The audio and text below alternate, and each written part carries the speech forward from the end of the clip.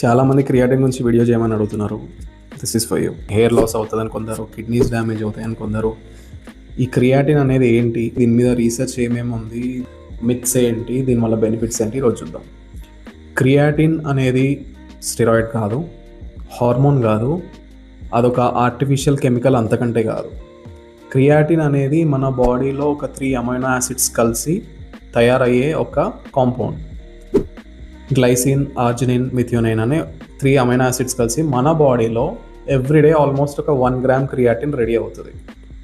And non veg తినేవాళ్ళు non veg నుంచి ఇంకొక 1 గ్రామ్ దాకా మనకు బాడీలో క్రియాటిన్ అనేది వస్తుంది. క్రియాటిన్ వల్ల బెనిఫిట్స్ కావాలి అంటే ఇంకొంచెం ఎక్కువ తీసుకోవాలి, బాడీకి సరిపోవట్లేదు ప్రొడ్యూస్ అయ్యేది అని చెప్పి కొంతమంది సైంటిస్ట్ దీని మీద రీసెర్చ్ చేసి దాన్ని క్రియేట్ చేశారు. అసలు దీని మీద రీసెర్చ్ ఏముంది? ది మోస్ట్ స్టడీడ్ సప్లిమెంట్ ఏదన్నా ఉంది ఫిట్నెస్ ఇండస్ట్రీలో అంటే అది creatine. Almost 50 years of research ఉంది క్రియాటిన్ మీద. అంత రీసెర్చ్ అసలు ఏ సప్లిమెంట్ మీద లేదు. అయినా స్టిల్ మనకు డౌట్స్ ఉన్నాయి. ఈ రోజు వరకు కూడా కిడ్నీస్ డ్యామేజ్ అవుతాయా, హెయిర్ లాస్ అవుతుందా? సో చూద్దాం ఒక్కొక్కటి.